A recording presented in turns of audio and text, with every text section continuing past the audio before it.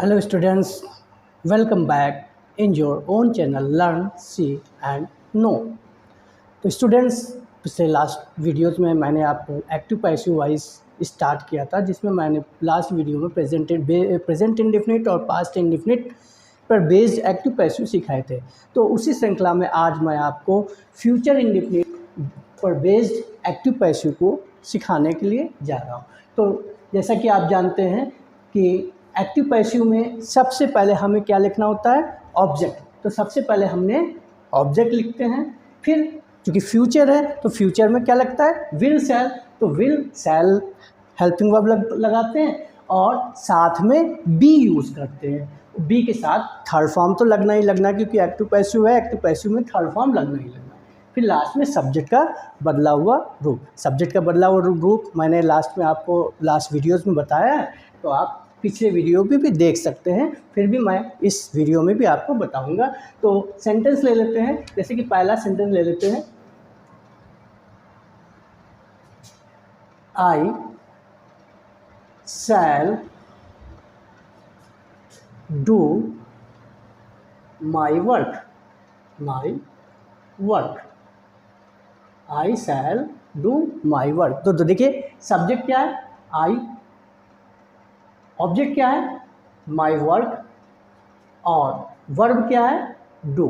तो सबसे पहले हम लोग क्या लिखते हैं, सबसे पहले लिखेंगे सब्जेक्ट, और चूँकि यहाँ पे सब्जेक्ट ऑब्जेक्ट लिखेंगे तो ऑब्जेक्ट क्या है, माई वर्क। माई वर्क पहले लिख लेते हैं, माई वर्क। फिर क्या लिखना है हमें, विल या शैल। तो माई वर्क के हिसाब से हम लोग क्या लिखेंगे, विल, माई वर्क विल। फिर बी लिखेंगे, माई वर्क विल बी। फिर थर्ड फॉर्म डू, डू की third form done, will be done bye. और आई का बदला हुआ रूप क्या हो जाएगा, मी। क्योंकि देखिए लास्ट में क्या लिखना है, सब्जेक्ट, लेकिन सब्जेक्ट का बदला हुआ रूप लिखना है तो मी। तो क्या हो जाएगा, my work will be done by me. दूसरा सेंटेंस ले लेते हैं, जैसे Ram will not sell his scooter। देखिए नेगेटिव सेंटेंस है हमारा, Ram will not sell his scooter. तो सबसे पहले हमारा राम हो गया सब्जेक्ट, सेल हो गया वर्ब, और हिज स्कूटर हो गया ऑब्जेक्ट। तो सबसे पहले क्या लिखेंगे, ऑब्जेक्ट। ऑब्जेक्ट क्या है, हिज स्कूटर, हिज स्कूटर। फिर विल या शैल का यूज करेंगे, तो यहाँ पे लगेगा विल। नॉट है तो यहाँ पे पहले नॉट लिखेंगे, फिर बी लिखेंगे, his scooter will not be. और सेल की थर्ड फॉर्म सोल्ड, फिर बाय और राम। देखिए ऊपर फॉर्मूले में मैंने बाई नहीं लिखा है, तो यहाँ पे फार्मूला थोड़ा सा सही कर लेंगे। थर्ड फॉर्म के बाद हमें क्या लिखना है, बाई का यूज़ करना है, बाई। देन सब्जेक्ट का बदला हुआ रूप, या अगर नाम वगैरह है तो वहाँ पे नाम ही रहेगा। नेक्स्ट क्वेश्चन लेते हैं, ये नेगेटिव सेंटेंस था। एक इंट्रोगेटिव सेंटेंस ले लेते हैं, जैसे कि will you beat your sister. Will you beat your sister, और लास्ट में क्वेश्चन मार्क लेंगे। तो देखिए ये इंट्रोगेटिव सेंटेंस है हमारा, जो कि हेल्पिंग वर्ब से स्टार्ट है। तो हम सबसे पहले क्या ढूंढना है, सब्जेक्ट ऑब्जेक्ट वर्ब। सब्जेक्ट हमारा हो गया यू, ठीक है, और बीट हो गया हमारा वर्ब, और योर सिस्टर हो गया ऑब्जेक्ट। तो हमें सबसे पहले ऑब्जेक्ट लिखना है, लेकिन ऑब्जेक्ट पहले, चूँकि ये क्वेश्चन जो है क्वेश्चन से स्टार्ट है सेंटेंस, तो हमें भी क्वेश्चन वर्ड का ही यूज़ करना है, हेल्पिंग वर्ब लगा देना आगे।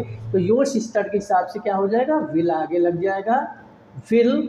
फिर object your sister, will your sister.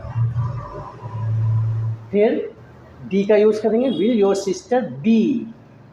फिर third form of the word be की बीट की beaten, will your sister be beaten then by और देन यू। तो ये क्वेश्चन मार्क लास्ट में लगा देंगे, will your sister be beaten by you. तो ये तो देखिए हेल्पिंग वर्ब से क्वेश्चन बना था, जो हिंदी में क्या से स्टार्ट होता है। एक क्वेश्चन ले लेते हैं जो क्वेश्चन वर्ड से स्टार्ट होता है, जैसे व्हेन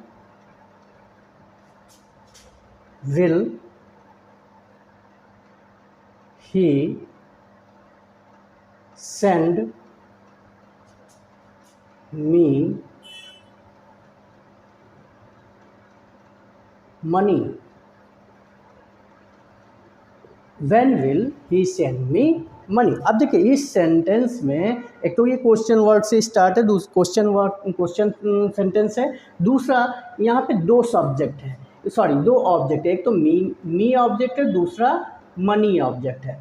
तो हम बनाए यहाँ दोनों तरीके से सकते हैं। और देखिए ये हो गया सब्जेक्ट और ये हो गया वर्ड, लेकिन ऑब्जेक्ट यहाँ पर दो है, तो हम दोनों तरीके से बना सकते हैं। लेकिन पहला हमारा चूँकि क्वेश्चन वर्ड पहले लिखा है, तो हम क्वेश्चन वर्ड पहले ही लिखेंगे, क्या, व्हेन,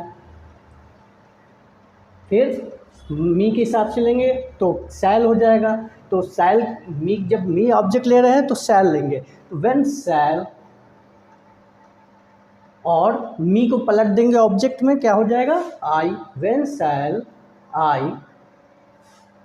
फिर थर्ड फॉर्म सेंड की third form sent, when shall I sent money by he का him, when shall I send money by him. Last में क्वेश्चन वर्ड। एक क्वेश्चन जो कि लास्ट में हम हर वीडियो में बताते हैं हु से बनाने के लिए, तो हु से देख लेते हैं, who will break, who will break this bundle, who will break this bundle, question mark. तो हु से सेंटेंस हमेशा कैसे बनता है, मैंने बताया है कि बाई होम से बनाते हैं। तो क्या हो जाएगा, बाई होम, फिर विल शैल का यूज। देखिए ऊपर वाले सेंटेंस में गलती हो गई, व्हेन शैल आई बी नहीं लिखा है, यहाँ पे हमें बी लिखना है, क्योंकि सब्जेक्ट के बाद हमें बी लिखना होता है, ऑब्जेक्ट के बाद हमें बी लिखना है। तो बाय होम विल, फिर ऑब्जेक्ट इसमें क्या है, दिस बंडल, ये हमारा ऑब्जेक्ट और ये है हमारा वर्ब बाय होम। इसमें अच्छा हु वाले सेंटेंस में सब्जेक्ट नहीं होता है, क्योंकि हु में खुद ही एक सब्जेक्ट छिपा होता है। तो बाय होम विल दिस, ये ऑब्जेक्ट लिख लिया, this bundle, by whom will this bundle, then we use be, और ब्रेक की थर्ड फॉर्म ब्रोकन। तो by whom will this bundle be broken. तो इस तरह से देखिए एक्टिव पैसिव के जो आपके 5 तरह से सेंटेंस बनते हैं वो मैंने आपको बता दिया है, उम्मीद है आपको समझ में भी आया होगा। तो एक बार फिर से बता देता हूँ कि जो फ्यूचर इंडेफिनिट के बेस्ड एक्टिव पैसिव होते हैं उनमें हम सबसे पहले ऑब्जेक्ट रखते हैं, फिर विल या शैल के साथ बी का यूज़ करते हैं, देन थर्ड फॉर्म, फिर बाय और सब्जेक्ट का यूज़ करते हैं। देखिए कहीं बी का यूज़ करना नहीं भूलेंगे, बी जैसे यहाँ इस सेंटेंस में भूल गए थे, लेकिन आई ऑब्जेक्ट के बाद बी का यूज़ करना ज़रूरी है। तो स्टूडेंट्स आई होप आपको समझ में आए होंगे ये एक्टिव पैसिव पे बेस्ड एक्टिव पैसिव जो कि फ्यूचर इंडेफिनिट पे बेस्ड थे। तो मिलते हैं नेक्स्ट वीडियो में, जब तक के लिए जय हिंद, नमस्कार।